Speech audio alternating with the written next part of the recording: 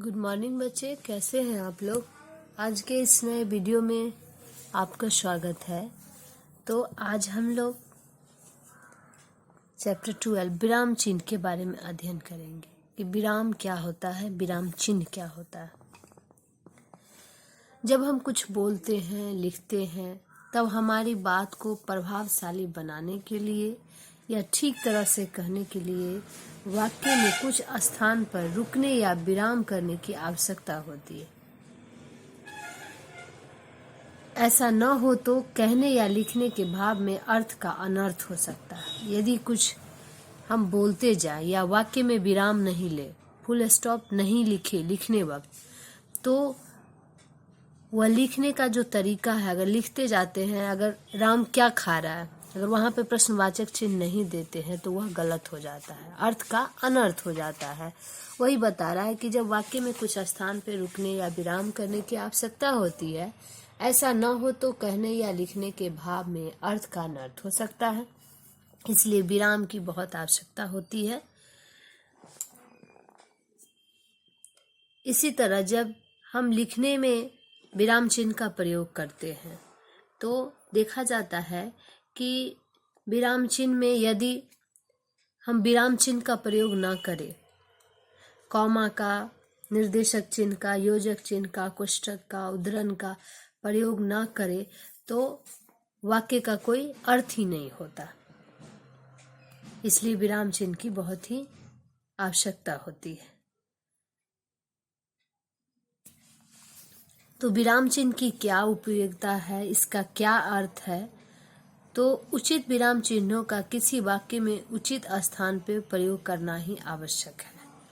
क्या कहा गया कि उचित विराम चिन्हों का किसी वाक्य में उचित स्थान पर प्रयोग करना ही आवश्यक है।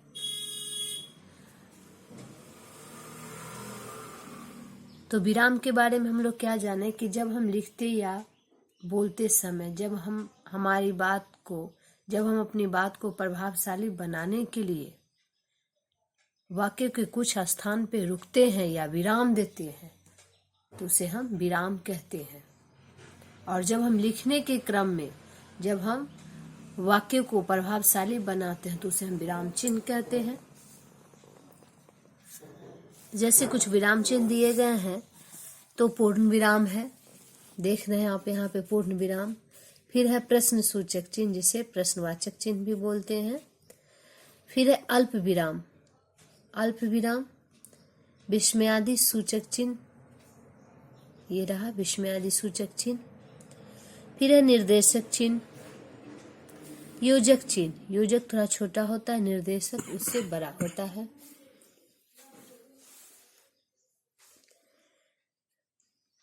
कोष्ठक, उद्धरण चिन्ह, इसमें उद्धरण चिन्ह में दो तरह का होता है, एक सिंगल और एक डबल। ये डबल है, इन्वर्टेड कॉमा जिसको बोलते हैं। तो पूर्ण विराम, जैसे पूर्ण विराम सबसे पहला चिन्ह है। पूर्ण विराम के बारे में जानेंगे जब वाक्य सामान्य रूप से पूरा हो, पूर्ण अर्थात कंप्लीट हो। जब वाक्य सामान्य रूप से पूरा हो तब अंत में पूर्ण विराम लगाया जाता है। ठीक है, जब वाक्य सामान्य रूप से पूरा हो जाता है तो अंत में हम पूर्ण विराम चिन्ह लगाते हैं। जैसे गौतमी पढ़ती है, रेहान खेल रहा था, गौतमी और रेहान पाठशाला गए, दोनों शाम तक लौटेंगे, तो ये पूर्ण विराम चिन्ह, इस वाक्य में पूर्ण विराम चिन्ह लगाया जाता है। नेक्स्ट है प्रश्न सूचक चिन्ह। प्रश्न का बोध कराने के लिए वाक्य के अंत में प्रश्न सूचक चिन्ह का प्रयोग किया जाता है। इतना शोर क्यों मचा रही हो, तो क्यों, क्या, कहाँ, कैसे, क्यों, प्रश्न पूछने का जब बोध हो तो वहां पे हम प्रश्न सूचक चिन्ह का प्रयोग करते हैं। जब वाक्य में प्रश्न पूछा जा रहा हो लेकिन उसमें निर्देश या आदेश देने का भाव हो, प्रश्न पूछा जा रहा हो लेकिन उसमें निर्देश या आदेश देने का भाव हो, तब वाक्य के अंत में प्रश्न सूचक के स्थान पर पूर्ण विराम लगाया जाता है। ठीक है, ये बात ध्यान देना है। क्या कहा कि वाक्य में प्रश्न पूछा जा रहा है लेकिन उसमें निर्देश या आदेश देने का भाव हो रहा है, तो वहां पे हम प्रश्न सूचक न लगा के हम पूर्ण विराम चिन्ह लगाते हैं। जैसे आप कौन हैं यह तो बताइए, आप कौन हैं यह तो बताइए, तो यहाँ पे पूर्ण विराम लगाया जाता है।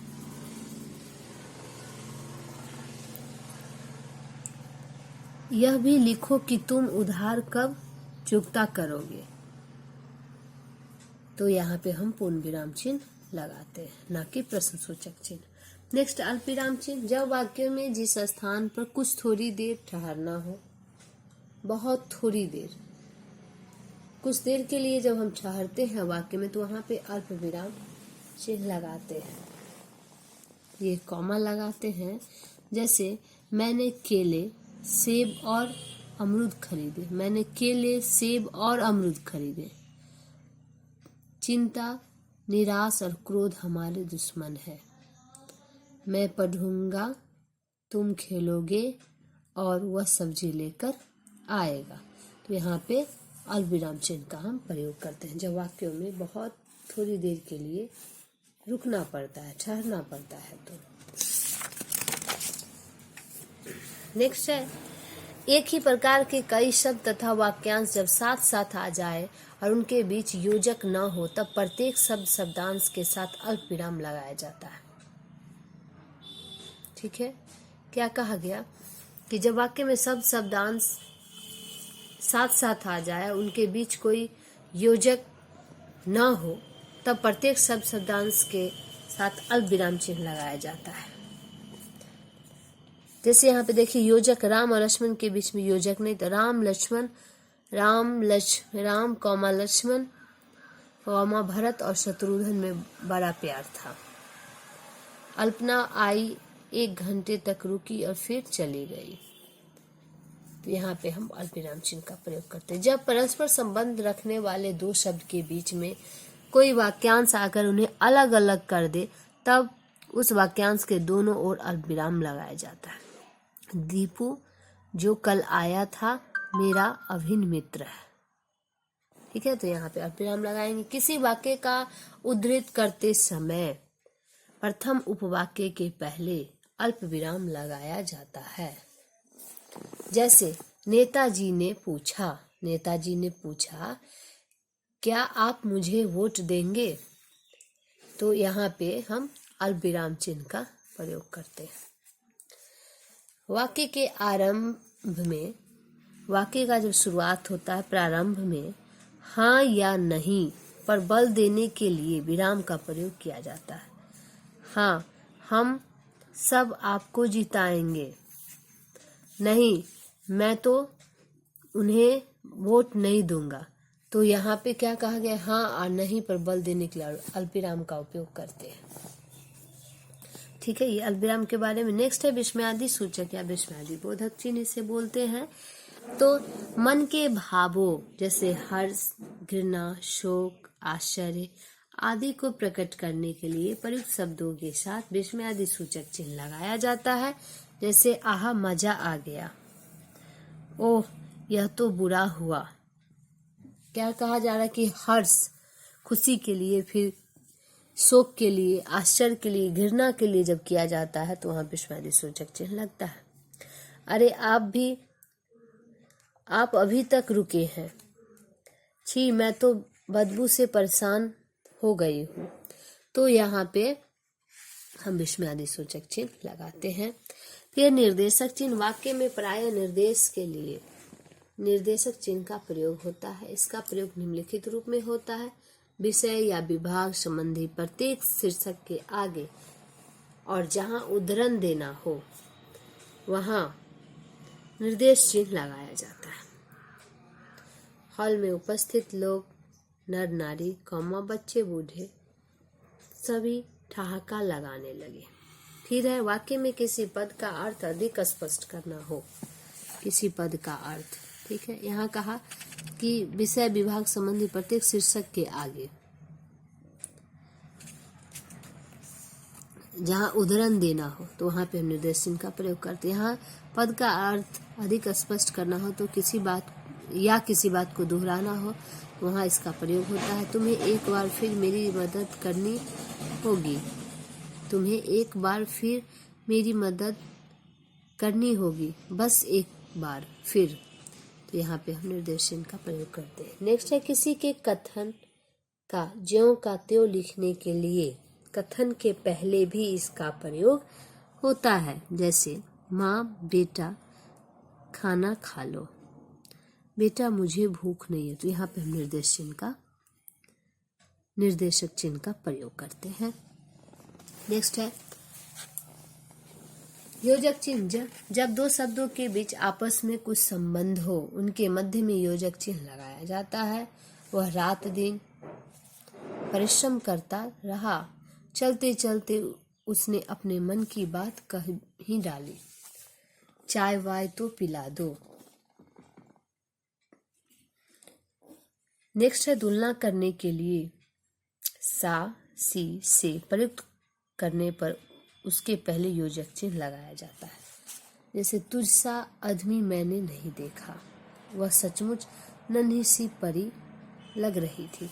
तो जहाँ पे सा सी से प्रयुक्त हो और जहाँ आपस में संबंध बताया जाता हो वहाँ पे योजक चिन्ह का प्रयोग करते हैं।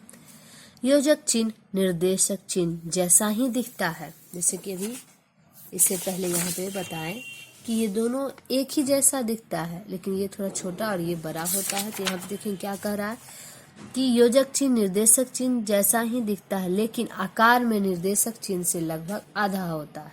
ठीक है, वही बात कि निर्देशक चिन्ह से लगभग उसका जो आकार है योजक का वह आधा होता है, छोटा होता है। कोष्टक किसी पद का अर्थ अधिक स्पष्ट करने के लिए कोष्टक का प्रयोग होता है। वह निरंतर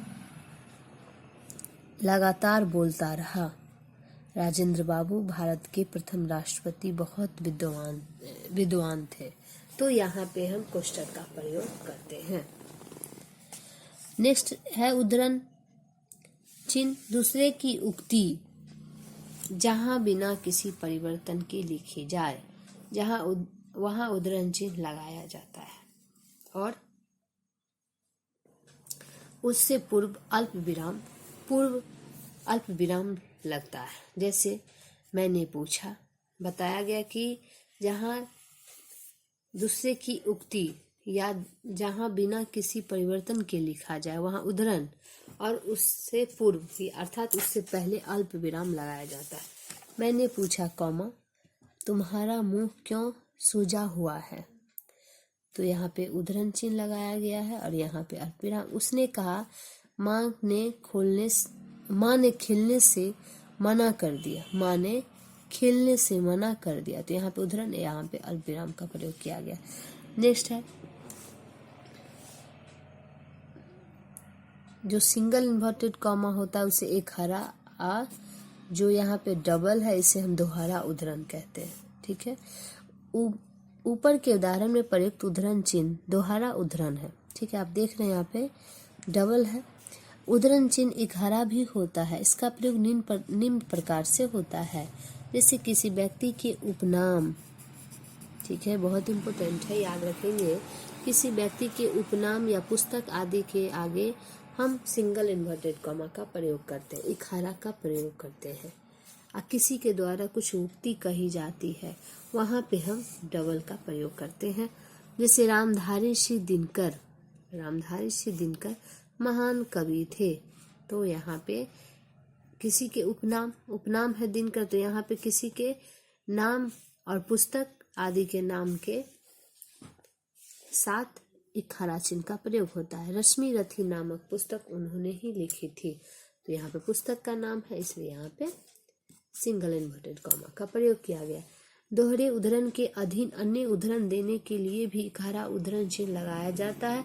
जैसे अध्यापिका ने बताया, महात्मा गांधी ने करो या मरो का नारा दिया।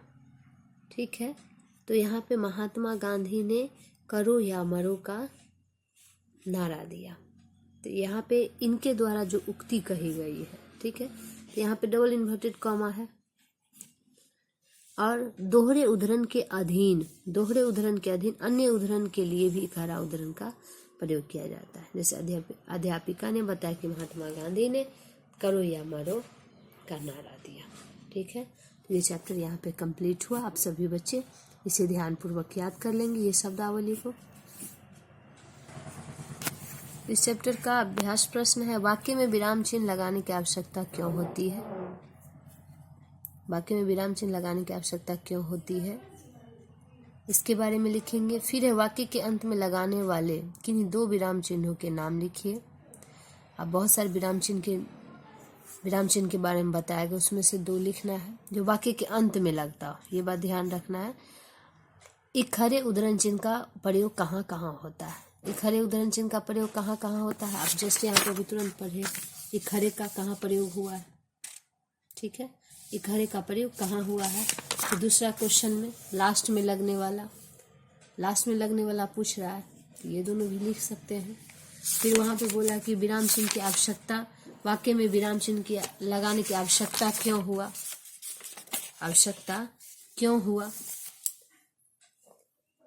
जैसे यहाँ भी दिया है कि उचित विराम चिन्हों का किसी वाक्य में उचित स्थान पर प्रयोग करना आवश्यक है, या जब हम अपनी बातों को प्रभावशाली बनाने के लिए विराम चिन्हों का प्रयोग करते हैं। नहीं तो ऐसा न करने से भाव में अर्थ का अनर्थ हो सकता है। तो ये तीनों जो प्रश्न है आप अपने नोटबुक में बनाएंगे, बाकी जो भाषा की समझ है ये आप अपने बुक में ही भरेंगे।